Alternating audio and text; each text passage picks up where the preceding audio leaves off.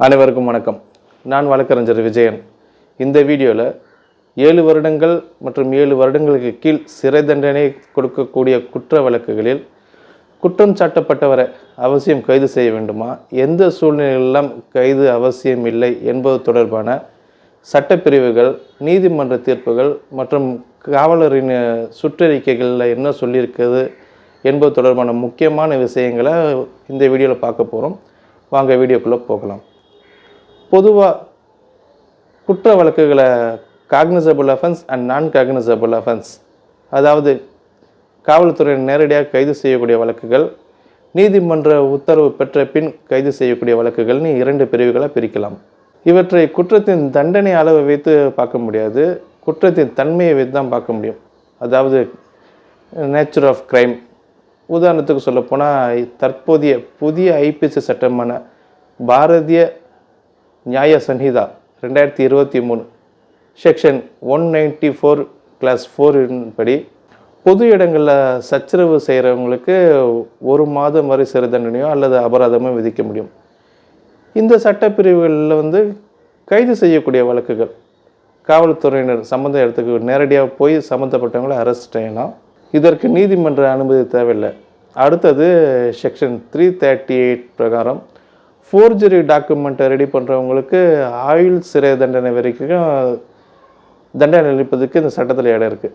இந்த சட்டத்தின் கீழே ஒருத்தரை கைது செய்யணும்னா நீதிமன்றத்தின் அனுமதி பெற்று தான் கைது செய்ய முடியும். அதன்படி ஒரு குற்றத்தில் கைது செய்யலாமா வேணாமான்றது குற்றத்தின் தண்டனை அளவை பொறுத்தில்லை, அந்த குற்றத்தின் தன்மையை பொறுத்து இருக்குது. ஒரு குற்ற வழக்கில் தொடர்புடைய நபர்களை கைது செய்ய வேண்டுமா வேண்டாமா என்பதை அந்த வழக்கின் விசாரணையை அதிகாரி, இன்வெஸ்டிகேஷன் ஆஃபீஸரே முடிவு செய்யணும்.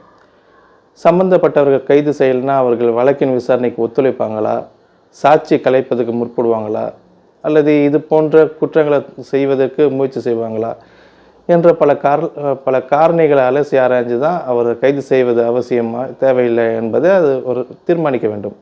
அதே சமயம் கைது செய்யக்கூடிய வழக்குகளாக இருந்தாலும் சரி, 7 வருடங்கள் மற்றும் 7 வருடங்களுக்கு கீழ் சிறை தண்டனை அளிக்கக்கூடிய வழக்குகளில் குற்றம் சாட்டப்பட்டவர் கைது செய்ய வேண்டிய சூழ்நிலை இல்லாத பட்சத்தில் அவருக்கு நோட்டீஸ் அனுப்பி நேரில் வர வைத்து விசாரணை செய்து பின்பு தேவைப்பட்டால் அரெஸ்ட் செய்யலாம் அப்படின்னு இன்னும் சில டைரக்ஷன்ஸை நமது மாண்புமிகு உச்ச நீதிமன்றம் ஹர்னேஷ்குமார் விசஸ் ஸ்டேட் ஆஃப் பீகார் என்ற வழக்கில் சில டைரக்ஷன்ஸ்லாம் கொடுத்துருந்தாங்க.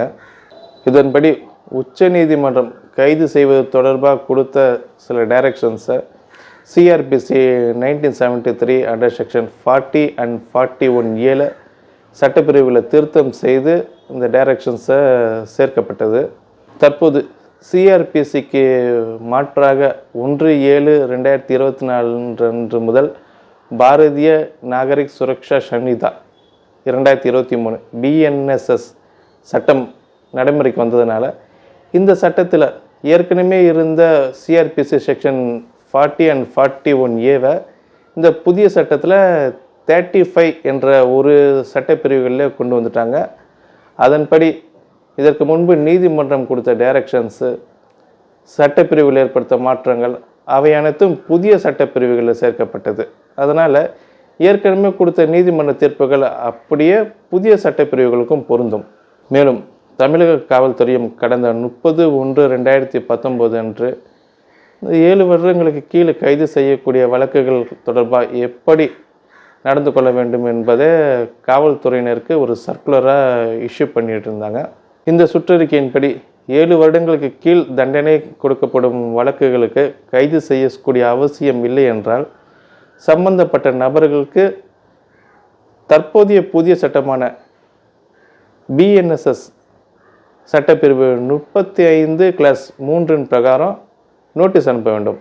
குற்றம் சாட்டப்பட்டவருக்கு காவல்துறையால் கொடுக்கப்படும் அந்த நோட்டீஸில் எப்போது விசாரணைக்கு வர வேண்டும், எந்த நேரத்தில் வர வேண்டும், யார் முன்னாடியே தோன்ற வேண்டும் என்பது போன்ற விஷயங்களை குறிப்பிட்டு நோட்டீஸ் கொடுக்க வேண்டும். காவல்துறையினரால் கொடுக்கப்படும் அந்த நோட்டீஸை பெற்றுக்கொண்ட நபர் அந்த நோட்டீஸில் சொல்லப்பட்ட பிரகாரம் நடந்து கொண்டு வரும் பொழுது அந்த வழக்கில் அவரை தேவையில்லாமல் கைது செய்ய அவசியம் கிடையாது. ஒருவேளை காவல்துறையினரால் அந்த நோட்டீஸில் குறிப்பிடப்பட்ட நேரத்தில் ஆஜராக முடியலைன்னா அதுக்கு முன்பே எதனால் ஆஜராக முடியலை அப்படின்றதையும் அந்த நோட்டீஸில் சொல்லப்பட்ட நாட்கள்லேருந்து ஒரு 4 நாட்களுக்குள்ளே வேறு தேதியில் ஆஜராக முடியும் என்பதையும் குறிப்பிட்டு காவல்துறையினருக்கு ஒரு பதில் அனுப்புனா அதை அவங்க பரிசீலனை செய்து அது உண்மையாக இருக்கும் பட்சத்தில் சம்பந்தப்பட்டவர்கள் தோன்றுவதற்கு மற்றொரு வாய்ப்புகள் கொடுக்கப்படலாம்.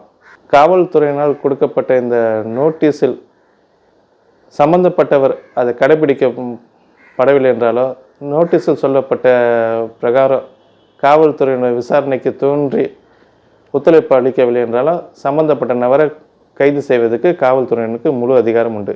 காவல்துறையினரால் குற்றம் சாட்டப்பட்டவருக்கு கொடுக்கப்படும் இந்த நோட்டீஸில் குற்றம் தொடர்பான விவரங்கள், வரிசை எண், எந்த நேரத்தில் ஆஜராகணும், ஒருவேளை இந்த நோட்டீஸை ஃபாலோ பண்ணி நடக்கலைன்னா என்ன பின்விளைவுகள் ஏற்படும் என்பது எல்லாத்தையும் குறிப்பிட்டு அந்த நோட்டீஸில் முழு தகவலும் கொடுக்கப்பட வேண்டும் என்பது இந்த சுற்றறிக்கையில் சொல்லப்பட்டிருக்கிறது. நான் குறிப்பிட்ட சட்டப்பிரிவுகள், நீதிமன்ற தீர்ப்பு மற்றும் காவல்துறையுடன் சுற்றறிக்கைகளின்படி ஒரு குற்றம் கைது செய்யக்கூடிய குற்றமாக இருந்தாலும் அது 7 வருடங்களுக்கு கீழ் தண்டனை அளிக்கக்கூடிய குற்றமாக இருந்தால் குற்றம் நடைபெற்ற உடனே கைது செய்யக்கூடிய சூழ்நிலை இயலாத பட்சத்தில் கண்டிப்பாக அவங்களுக்கு சம்மந்தப்பட்டவங்களுக்கு நோட்டீஸ் கொடுத்து விசாரணை செய்து தேவைப்பட்டால் மட்டுமே அரெஸ்ட் செய்ய வேண்டும் என்பது சட்டத்தின் தன்மை. இந்த வீடியோ தொடர்பாக ஏதாவது சந்தேகங்கள் இருந்ததுன்னா கமெண்ட்ஸில் போடுங்க. இந்த வீடியோ உங்களுக்கு உபயோகமாக இருந்தால் சேனலை சப்ஸ்கிரைப் பண்ணுங்கள். நன்றி.